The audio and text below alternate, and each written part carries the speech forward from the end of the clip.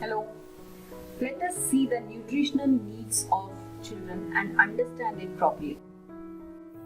Why is childhood nutrition important? To stay healthy and to have a strong body. To have a healthy mind. If you eat properly, the proper nutritions are provided to your body, then obviously mind becomes healthy. To grow up healthy and into a strong individual. To develop immunity. To be energetic to do day-to-day work. So regional food means a lot to the body. What we mean by this sentence over here is, you would have observed that the people belong to certain area, okay, and not everybody is an expat. It's a different story that people come to the urban area from the villages and be part of that culture. That's a different story. But then inherently, if you see anybody, they belong to a certain space, certain area. For example, if you take the people in coastal belt, they will be known to have more of boiled rice, fish and things like that, which is suitable for their body. So likewise, whichever region you go, as per the climatic conditions, as per the very culture, as per the tradition that is there, and the scientific aspects of it, the body is adjusted to a certain kind of the food. And if that person happens to go elsewhere for job or whatever reason, and if he stops having the food completely from what he has built his own body, or thanks to the genes also, because he is carrying the genes of his ancestors who were having that kind of food. So there is going to be a lot of difference there. That is why probably I'm just thinking loud that most of the health issues are germinating from the food that we have. So when we go outside, we don't like that food more so. It's not only in the brain, but it is in the body also. The body rejects the food, and this is what exactly we mean that the regional food means a lot. So nutrition is important as far as what you are, where are you from, what is your culture, what is your traditional food, what is that your ancestors used to prepare food and then eat. That is very important, and we encourage you to take that into considerations and pay more attention to your traditional food. Try to give that to your children so that they are well fed with the nutrition. So nutrition does not necessarily mean the carbohydrates, proteins and things like that. It is basically your tradition, and that plays an important role. How to take care of the nutrition of children? Up to 6 to 9 months, anyway, the babies are fed breast milk, right? So that takes care of everything, and this has been proven time and again by the science also. You don't have to do a thing. It's just that you need to make sure that the mothers eat healthy, right? They don't do any unnecessary things that it causes problems to the baby. So the breast milk takes care of everything. The colostrum contains high antibodies, so you don't have to worry much about it.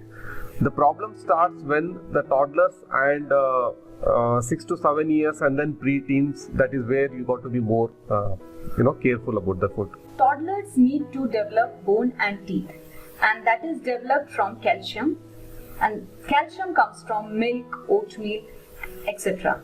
They also need iron, zinc, calcium, fiber, which comes from fruits and vegetables. And 6 to 7 years old and above, they need more of proteins, vitamins, minerals, and that is when you start giving them the peanuts, lentils, eggs and stuff like that, rice, beans, and then nutrition is taken care of.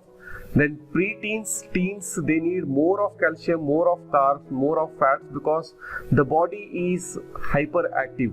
So it will only thrive on something that will give the body the excessive energy. Okay, if you give the vegetables, as we already discussed, that the vegetables will not give them that much energy. Although we all know that the vegetables are good for a longer run, it is like kind of, you can say that the Ayurveda medicine and the allopathy medicine, Ayurveda takes its own time to work on it, but it is very strong and rugged. We all know that. Maybe the allopathic doctor would not agree with that, but still, I just wanted to give an analogy that pre-teens and teens are the dangerous zone, you can say, because they would have developed certain kind of resistance also to whatever advice you give them. That is the worst part of it.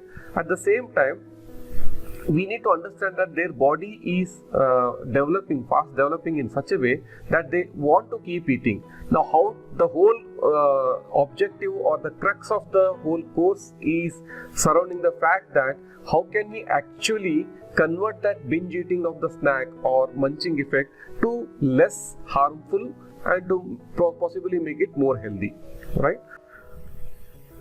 Now there is something known as RDA, recommended daily allowances. It is nothing but this, basically the levels of an intake of essential nutrients is declared with the number, and this is done by Food and Nutrition Board.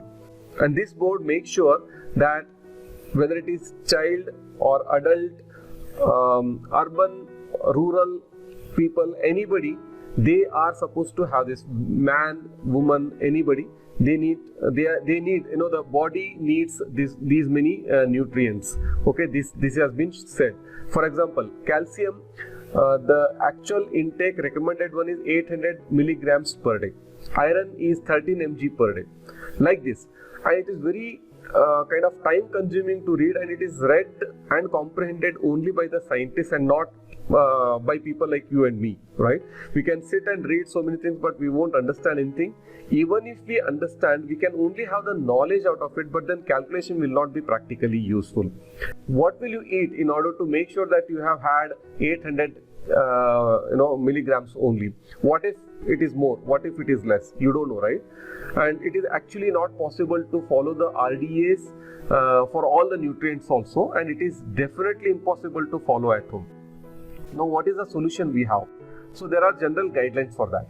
If we follow these guidelines, balanced diet can be maintained at home as well. So there are 20% of the people who follow this, and 80% of the people don't follow. So why not make a conscious effort from ourselves to fall into the 20% category? So, and maybe increase that 20% category to a larger number. Yes.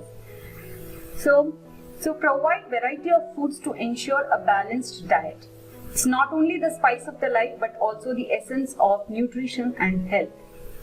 So balanced diet, what does it consist of?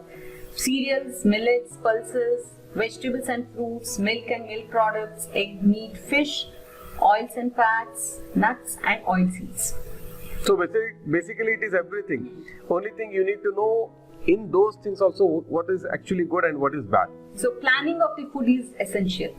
So avoid overfeeding to prevent overweight and obesity. These are general guidelines from the RDA, which is known to everybody. It is not something sacred that we are saying here. It is known, but it always pays to keep refreshing ourselves with these things more and more. It is much better than knowing how much of calcium milligrams per day you need to have. Have these guidelines and everything will be taken care of automatically. And exercise regularly, that's very important. You will see when you start exercising regularly, you yourself can feel the change in your body and how light you feel.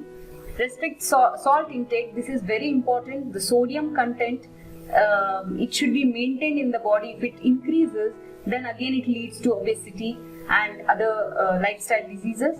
Then ensure use of safe and clean food. There are certain types of methods for certain type of food.